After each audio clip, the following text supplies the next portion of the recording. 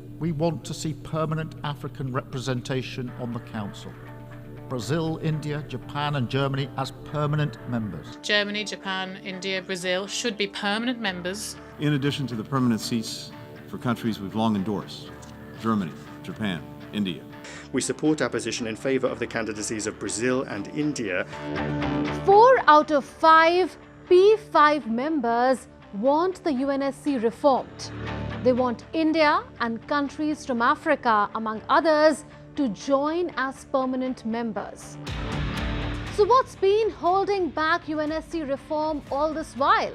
And has its time finally come now? Hello and welcome to Connecting the Dots. I'm Munun Bhattacharya. Let's connect the dots of what's been stalling UNSC reform and if it is imminent now.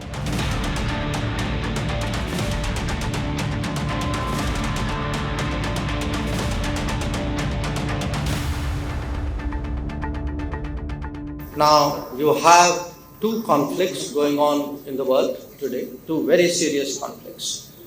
Where is the UN on them? Essentially a bystander.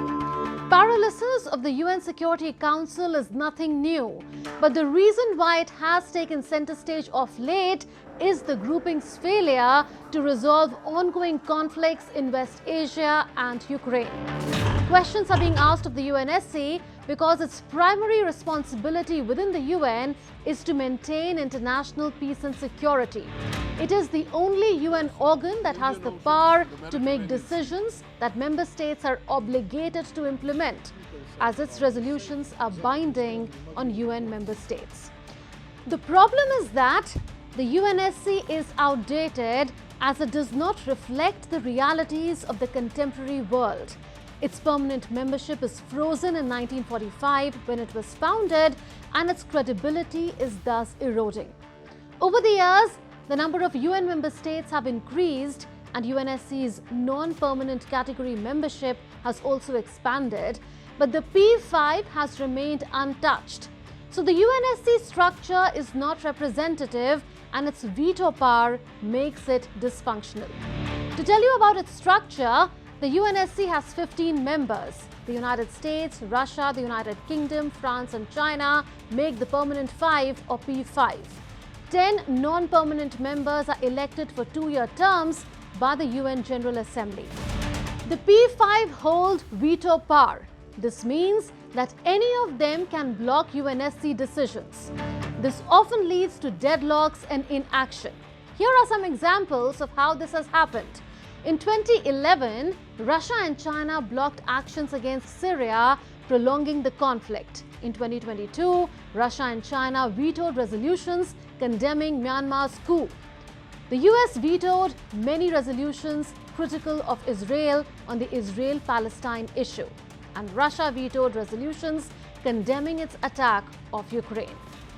So these vetoes have often left the UNSC powerless in resolving critical global issues. And why do we say that there is a lack of representation in the Council? Well, these numbers speak for themselves.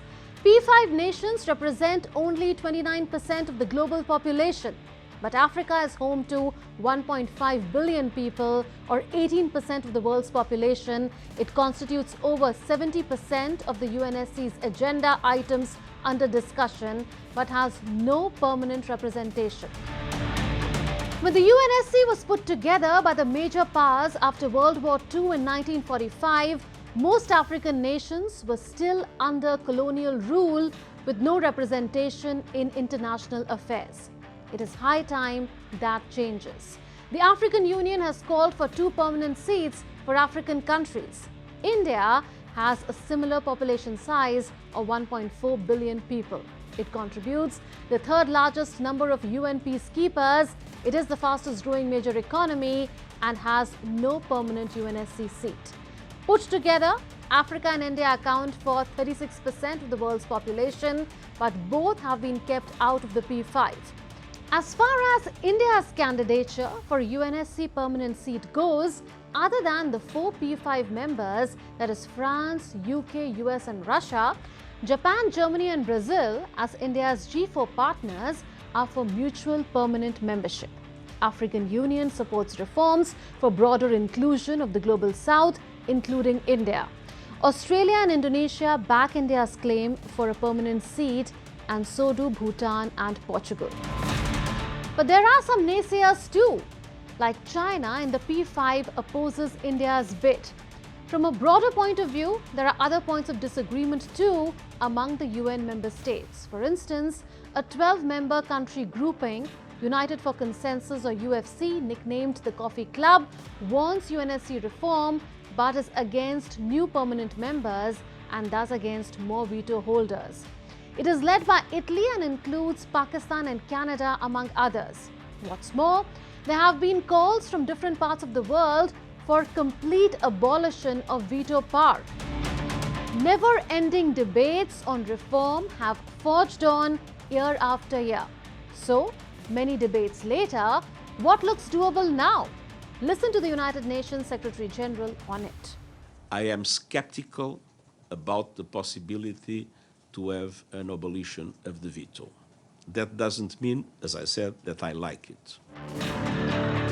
It appears that permanent membership without a veto for new members is the compromise position most, if not all, existing permanent members are willing to endorse. So where is this headed? There are signs UNSC reform is getting more traction now than it has historically.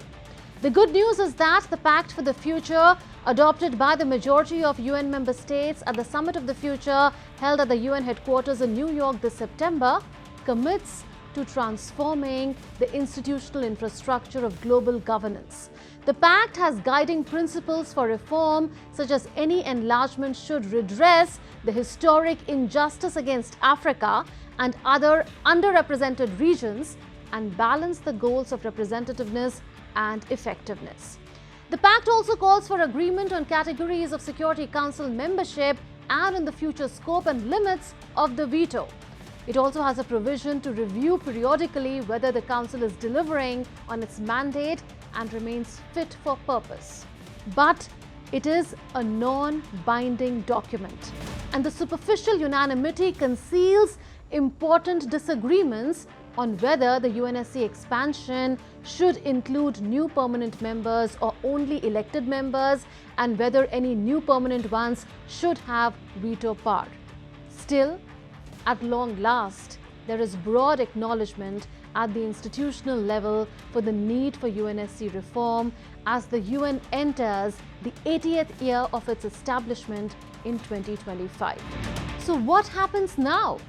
Any reforms would need to be approved through an amendment to the UN Charter that requires a two-thirds majority vote in the UN General Assembly. It also needs domestic ratification by two-thirds of UN member states. This includes all of the Security Council's permanent members. So challenges like lack of consensus among the member states, particularly the permanent five, need to be overcome. And text-based negotiations need to start without wasting more time. India backs such negotiations in a fixed time frame. As the UN chief puts it, we can't build a future for our grandchildren with a system built for our grandparents.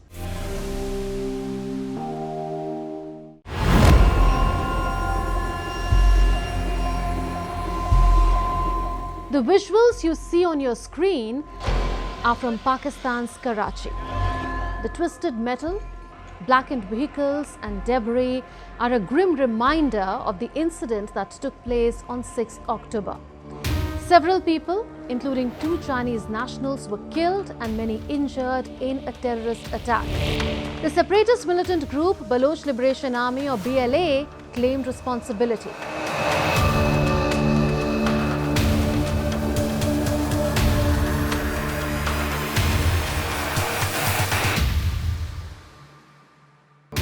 The BLA targeted a high-level convoy of Chinese engineers and investors arriving from Karachi airport. The attack was carried out using a vehicle-borne improvised explosive device targeting Chinese nationals. The engineers were part of the Chinese-funded enterprise Port Qasim Power Generation Company Limited. The Port Qasim project involves building 2 coal power plants near Karachi. The attack comes just days before the Shanghai Cooperation Organization Summit in Islamabad. Now, after the attack, the Chinese embassy in Pakistan advised Chinese citizens to avoid traveling to the southwest province of Balochistan and the northwest province of Khyber Pakhtunkhwa. There have been multiple attacks on Chinese nationals in Pakistan in recent years. The BLA has claimed responsibility for several of them. Earlier in March, a suicide bomber killed 5 Chinese engineers working on a hydropower project in northern Pakistan. In 2018, the BLA attacked the Chinese consulate in Karachi. In April 2021, a suicide bombing outside a luxury hotel in Quetta, where the Chinese ambassador was staying, killed 4 people and injured dozens. In April 2022, BLA killed 3 teachers from China and a Pakistani driver in a suicide bombing at Karachi University.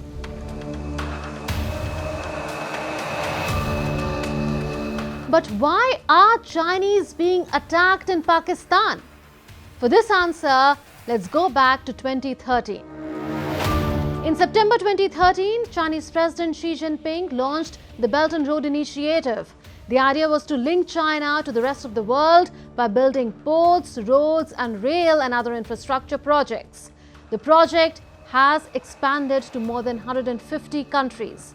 But with an expanded global presence comes expanded risk. And the attacks on Chinese in Pakistan are the consequences of that risk. Thousands of Chinese workers are in Pakistan. They are involved in creating an economic corridor between the 2 countries as part of Beijing's multi-billion-dollar Belt and Road Initiative.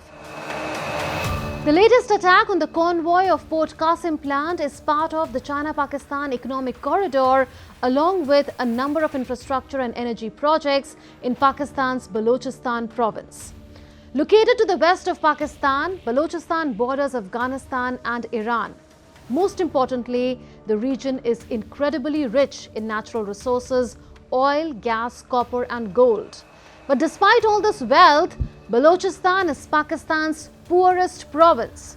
With greater dissatisfaction with the Pakistani government, the BLA, the separatist militant group we told you about, wants to establish an independent Balochistan, a separate homeland for Baloch people. In August, the BLA launched coordinated attacks in the province in which more than 70 people were killed. BLA claims ethnic Baloch residents are not getting their fair share of wealth from foreign investments and natural resources. They believe China and the Pakistani government are exploiting their province without giving back to the community. On the other hand, these attacks have led to more stringent security checks, making life even harder for locals. Political parties and civil rights groups in Balochistan accuse Pakistan's government and military of human rights abuses. Recent mass protests in Balochistan reveal a deeper unrest among locals. Let's break down why China is investing heavily in Pakistan. It all centers around the China-Pakistan Economic Corridor, or CPEC. For China, CPEC will help it boost its trade links and increase its influence across Central and South Asia. So imagine a direct route from China's western province Xinjiang to the Arabian Sea through Pakistan. The crown jewel of this project is the Gwadar port in Balochistan. Located on the Arabian Sea, Gwadar is a strategic spot. So why is Gwadar so important to China?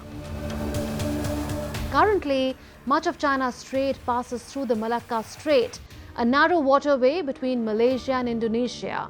But this route is risky and congested. Gwadar port changes the game. It shortens China's trade routes, making commerce faster and safer. No more reliance on the Malacca Strait. For Pakistan, investment in infrastructure is vital to its faltering economy. Pakistan believes it will benefit from CPEC through increased trade, infrastructure and industry along the 2,000 kilometers long corridor, all financed by China. But a decade after the launch of CPEC, the reality is different. Promises to make Gwadar a city like Shenzhen, Hong Kong or Dubai have not been fulfilled. With lives lost and tensions high, one question remains. Is the China-Pakistan economic corridor a path to prosperity or a highway to hazard? Only time will tell.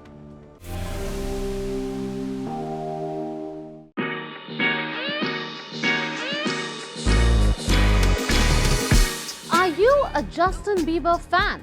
If yes, what's your favorite song by him?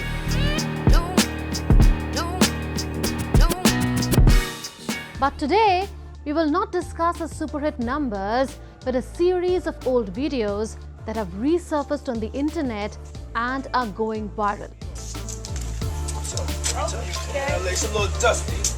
The video you see on your screen is 15 years old. The kid you see is none other than the pop sensation Justin Bieber. But this time, the reason the video goes viral is not Justin, but this man, the American rapper Sean John Combs, popularly known as Diddy. Justin Bieber was then 15 years old. Diddy shows a Lamborghini to Justin. Listen to what Diddy said. Justin, you ever seen the movie 48 Hours? Right now, he's having 48 hours with Diddy, him and his boy. Where we hanging out and what we doing, we can't really disclose. And we gonna go buck full crazy. So for the next 48 hours, Justin was with Diddy. And it was going to be all crazy. Here's another video. And see how Justin was feeling crazy. Is this real life? Yes, this is real life. I feel crazy. On his show, TV host Jimmy Kimmel asked Justin Bieber about Diddy's Lamborghini. Diddy warned Bieber to stay quiet, referencing their past encounter. When is that coming, that Lamborghini? We talked about this last He time. had the Lamborghini for a day or two, and he had access to the house, and he knows better than to be talking about the things that he does with Big Brother Puff on national television.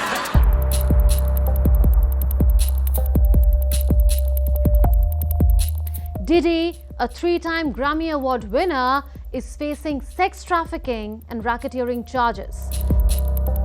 This video is now making waves for the wrong reasons. Justin Bieber was mentored by Sean Diddy Combs as a teenager, just like Usher. Justin Bieber has now distanced himself from Sean Diddy Combs. Diddy is sent to Brooklyn prison in New York. He has been denied bail. His trial is pending. So what are the charges against him? Diddy is accused of sexually abusing 120 people. Among the victims, 25 were minors at the time of assault. One of the victims was a 9-year-old boy.